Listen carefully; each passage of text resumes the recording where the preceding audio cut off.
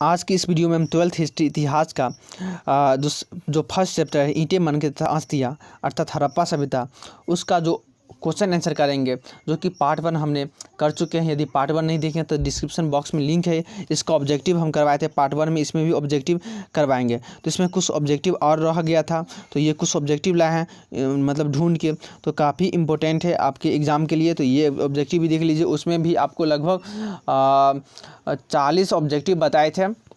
तो पार्ट 1 वाला वीडियो देख लीजिए, नीचे डिस्क्रिप्शन बॉक्स में है। और पहला चैप्टर यदि नहीं पढ़े हैं तो पहला चैप्टर पढ़ लीजिए, ठीक, क्योंकि पहला चैप्टर बहुत ही ज़्यादा इम्पोर्टेंट है और बहुत ज़्यादा क्वेश्चन आता रहता है।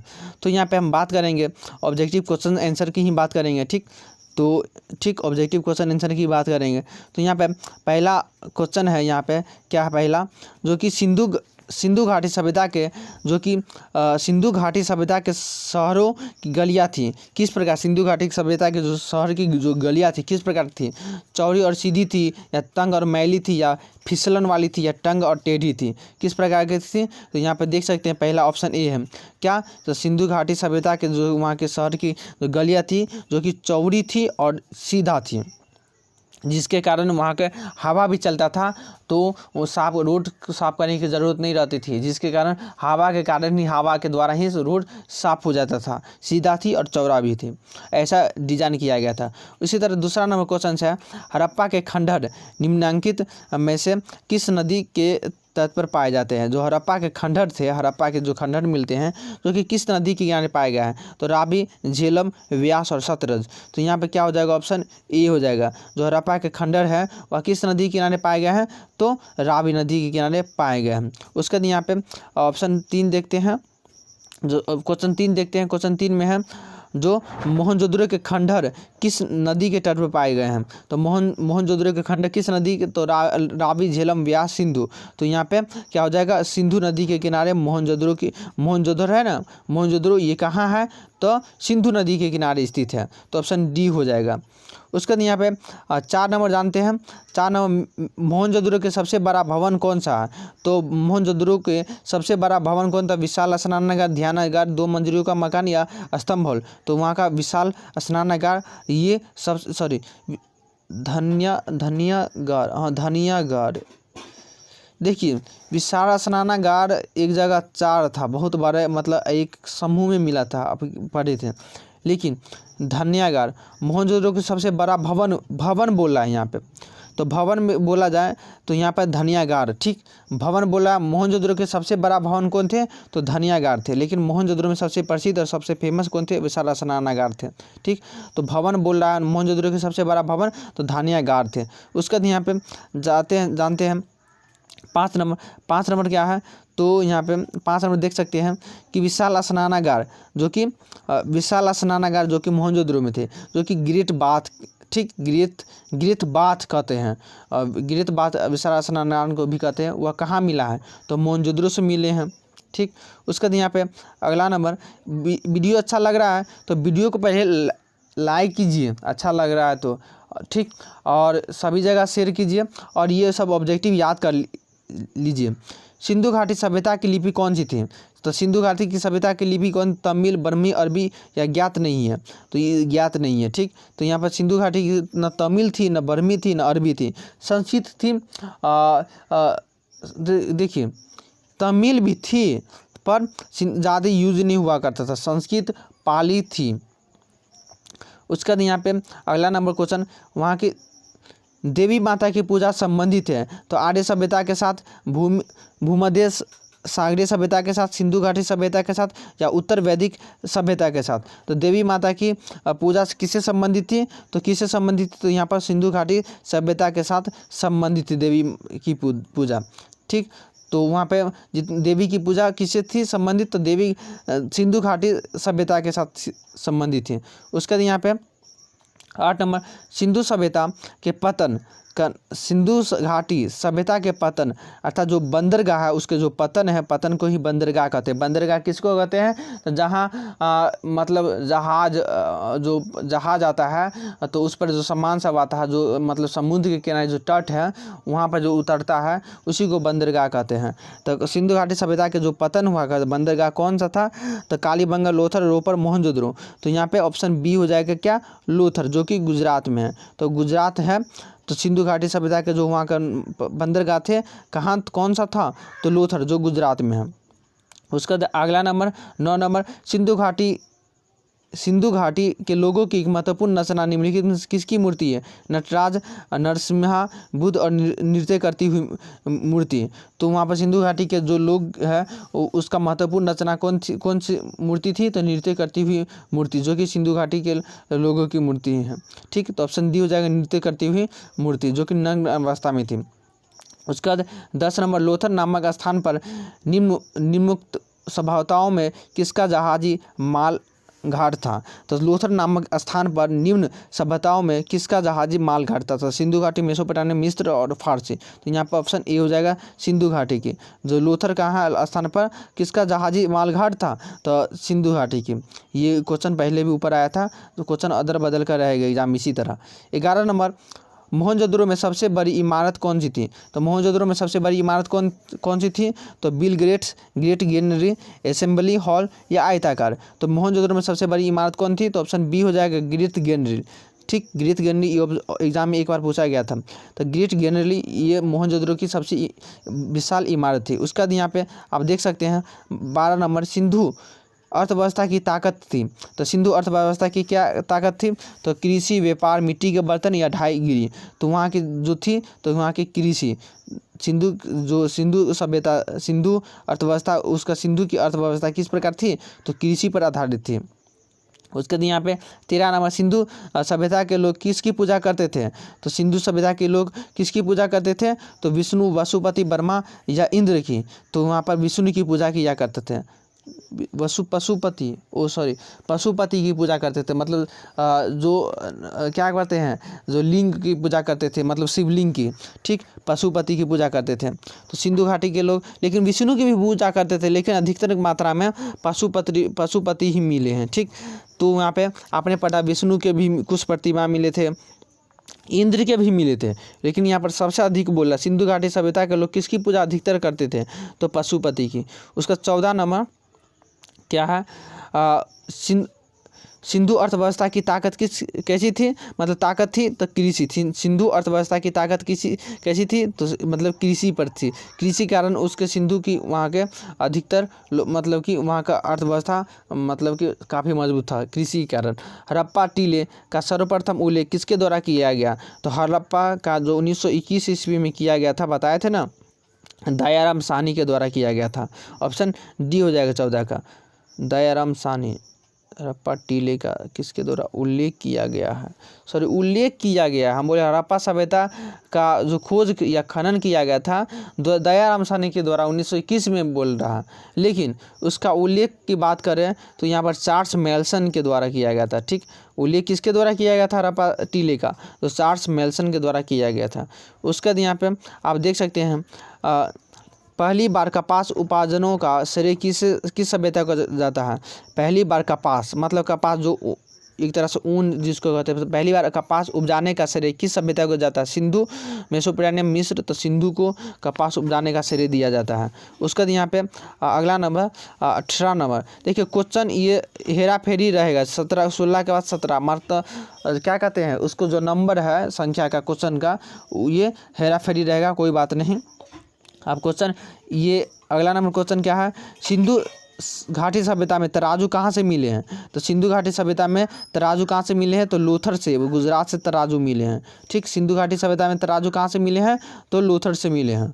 उसका तो अगला नंबर क्वेश्चन क्या है? 19 नंबर, सिंधु घाटी सभ्यता के लोगों का प्रमुख भोजन क्या था? तो गेहूँ और जौ, चावल और जौ, चावल और गेहूँ या चावल। तो यहाँ पर क्या हो जाएगा? ऑप्शन ए गेहूँ और जौ। सिंधु घाटी सभ्यता के ये प्रमुख भोजन थे, गेहूँ और जौ।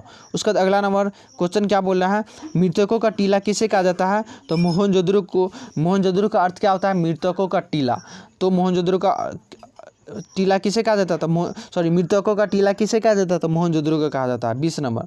वीडियो अच्छा लगे तो लाइक ज़रूर कीजिए। उसका अगला नंबर, हड़प्पा सभ्यता के कुल क्षेत्र कितना है? तो हड़प्पा सभ्यता का कुल क्षेत्र 13 लाख वर्ग किलोमीटर। हड़प्पा सभ्यता का कुल क्षेत्र कितना है? तो 13 लाख वर्ग किलोमीटर। ऑप्शन डी हो जाएगा। उसका अगला नंबर क्वेश्चन, सिंधु घाटी सभ्यता में कितने नगर थे? तो सिंधु घाटी सभ्यता में कितने नगर थे? तो 6 नगर थे। ठीक, सिंधु घाटी सभ्यता में कितने नगर थे? तो 6 नगर थे। उसका अगला नंबर क्वेश्चन, यार कैसे हो जाता है, हाँ, सिंधु घाटी में कितनी राजधानी हुआ करते थे? तो सिंधु घाटी में 2 राजधानियाँ थी। ठीक, सिंधु घाटी में कितनी राजधानी थी? तो 2 राजधानी थी सिंधु घाटी में। उसका अगला नंबर क्वेश्चन, हड़प्पा सभ्यता के निवासी थे। तो हड़प्पा के सभ्यता के निवासी जनजातीय, ग्रामीण, शहरी या यायावर या खाना बदोश थे? तो ऑप्शन सी हो जाएगा, शहरी। जो हड़प्पा सभ्यता के निवासी थे जो कि शहरी थे। उसका यहाँ पे अगला क्वेश्चन, निम्नलिखित में से किस पदार्थ का उपयोग हड़प्पा काल की मुद्राओं के निर्माण के रूप में किया जाता था? तो टेराकोटा, कांसा, तांबा या लोहा? तो यहाँ पर ऑप्शन ए हो जाएगा, क्या, टेराकोटा जो कि वहाँ का जो मुद्राओं, जो वहाँ के रुपया बनाने में इसका यूज़ किया करता था। कहाँ? तो ये हड़प्पा सभ्यता में। ठीक, तो टेराकोटा का।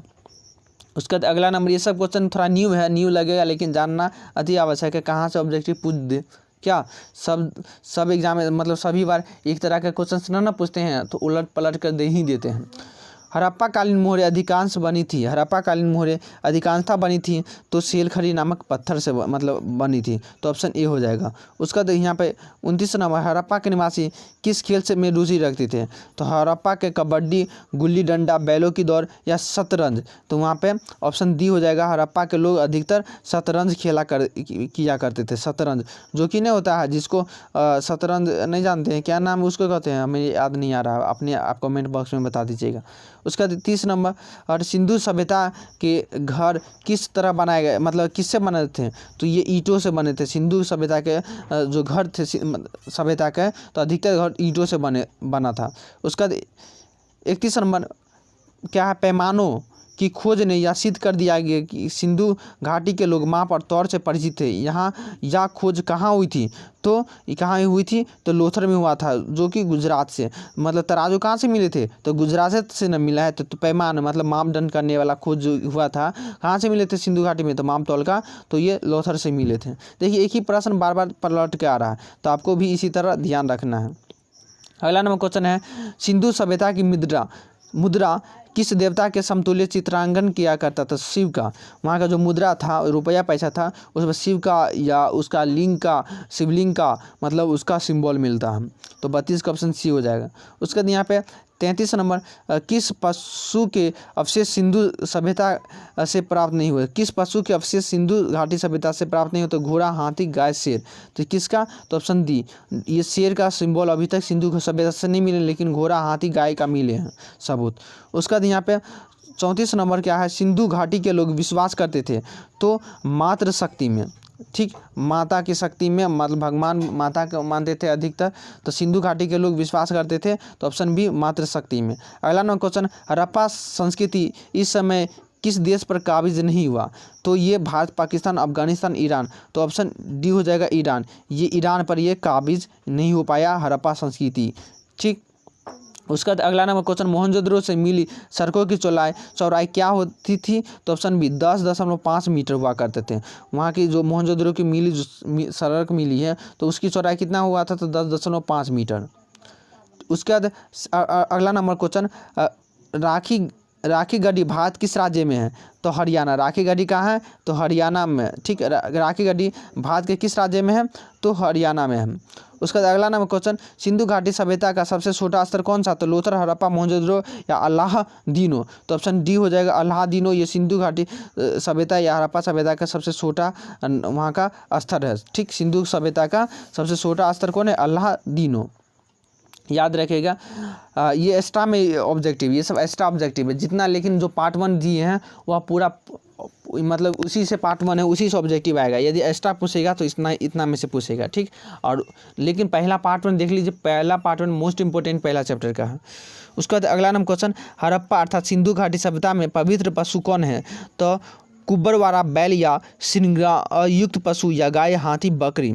तो क्या था ऑप्शन ए कुबरा बैल, मतलब कि कुब्बर वाला जो बैल होता है ना, तो उसका बैल मतलब जो जिसको पूछते हैं बैल, कुब्बर वाला, या सिंगाई तो मतलब कि उसको मतलब कि पशु, जैसे गाय हुआ करता था उसको अच्छी तरह से मतलब कि माला वाला पहना कर रखते थे, तो यह हड़प्पा सभ्यता के सबसे पवित्र पशु माना जाता था। देख लीजिए उस समय भी गाय पूजनीय थी। उसका 41 नंबर, सिंधु कहाँ की है यह, यही ना है, मांडा, कहाँ चले हैं सिंधु घाटी, एक मिनट।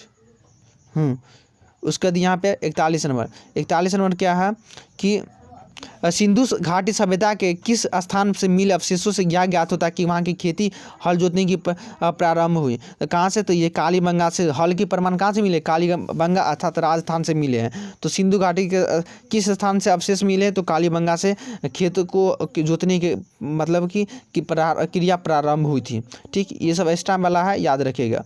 उसके बाद ये क्वेश्चन इंपॉर्टेंट है। उसका ये अगला नाम क्वेश्चन, मांडा नगर किस नदी पर स्थित है? तो ये चिनाब नदी पर स्थित है। मांडा नगर किस नदी पर स्थित है? तो चिनाब।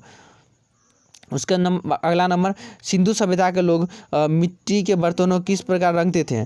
तो ये लाल रंग से रंगते थे। वहाँ के सिंधु सभ्यता के लोग मिट्टी के बर्तन किस रंग से रंगते थे? तो लाल रंग से रंगते थे बर्तन को। उसके बाद यहाँ पे अगला नंबर है क्या, हड़प्पा और मोहनजोदड़ो की खुदाई सर्वप्रथम किस अगुवाई में हुई थी? तो सर जॉन मार्शल जो वहाँ का जो जिसको क्या कहते हैं वर्सराय बनाया गया था, तो पहला सर जॉन मार्शल को गया था। जब हड़प्पा के बारे में पता चला तो भारतीय पुरातत्वविद ने सर जॉन मार्शल को ही खुदाई करने का सबसे पहले काम दिया था, ठीक। उसका अगला नंबर क्वेश्चन, वर्तमान में मोहनजोदड़ो कहाँ स्थित है? तो पाकिस्तान में स्थित है। कहाँ? तो सिंधु नदी के किनारे। तो वर्तमान में मोहनजोदड़ो कहाँ स्थित है? तो सिंध में स्थित है, जो कि पाकिस्तान में, सिंध में, ठीक। उसके बाद अगला नंबर क्वेश्चन, हड़प्पावासी सर्वप्रथम किस धातु का प्रयोग करना शुरू किया? तो तांबा का प्रयोग करना शुरू किया। हड़प्पावासी सबसे पहले किस धातु का प्रयोग करना शुरू किया था? तो ऑप्शन ए हो जाएगा, तांबा का प्रयोग करना शुरू किया। और उसका कालीबंगा का अर्थ क्या होता है? तो कालीबंगा का अर्थ होता है काले रंग की चूड़ियाँ, ठीक। कालीबंगा कहाँ स्थित है? तो राजस्थान में। अभी चूड़ी राजस्थान का सबसे प्रसिद्ध है, जयपुर का चूड़ी सबसे फेमस है इंडिया में, ठीक। तो कालीबंगा कालीबंगा का अर्थ होता है काले रंग की चूड़ियाँ। इससे भी आप लगा सकते, याद कर सकते हैं। तो ये कुछ ऑब्जेक्टिव रहा। एक और क्वेश्चन है ये, बस इसका नंबरिंग चेंज था। हड़प्पा सभ्यता के किस नगर को सिंध बाग कहा जाता है? हड़प्पा सभ्यता के किस नगर को सिंध बाग कहा जाता है? तो मोहनजोदड़ो को सिंध बाग कहा जाता है। हड़प्पा सभ्यता के किस नगर को सिंध का बाग कहा जाता है? तो मोहनजोदड़ो को, ठीक। तो मोहनजोदड़ो हड़प्पा का ही मेन नगर था, इसलिए मोहनजोदड़ो को सिंध का बाग कहा जाता है। तो ये वीडियो कैसा लगा? अच्छा लगा हो तो लाइक कीजिएगा। और यदि PDF लेना हो तो उसके लिए क्या जुड़ना होगा? तो हमारे टेलीग्राम मतलब डिजिटल के मतलब चैनल है, उस पर नीचे में दिया हुआ वीडियो के नीचे में टेलीग्राम, उस पर जुड़ जाना है। यहाँ पर आपको सभी PDF और सभी चीज़ का इन्फॉर्मेशन टेलीग्राम पर दिया जाता है। उसके बाद आप फेसबुक पर पेज पर भी जुड़ सकते हैं, लिंक डिस्क्रिप्शन बॉक्स में। उसके बाद इंस्टा ट्विटर पर जुड़ सकते हैं। तो और चैनल मतलब कि अच्छा लग रहा है तो चैनल पर नहीं हुए तो चैनल को ज़रूर सब्सक्राइब कर लीजिए। वीडियो अच्छा लगे तो लाइक कीजिए, सभी जगह शेयर कीजिए। आज के लिए इतना ही, धन्यवाद।